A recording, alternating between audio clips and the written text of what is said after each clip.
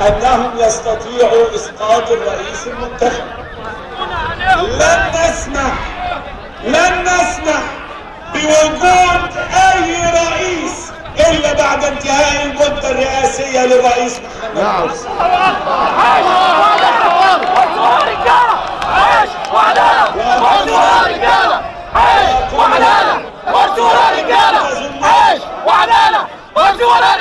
إذا كنتم تظنون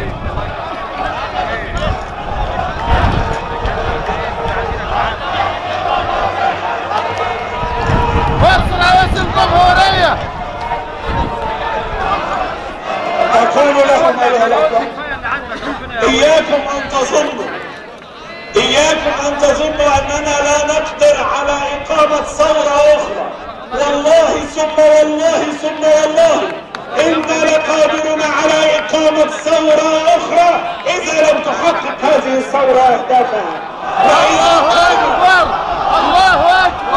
وإذا قام مجموعة من البلطجية والمأجورين ومجموعة من الفلول يلقون بالمولوتوف ويظنون أنهم يقومون بثورة من استوديوهات مدينة الإنتاج الإعلامي، يظنون أنهم يقومون بثورة عن طريق ميكروفونات الفضائيات.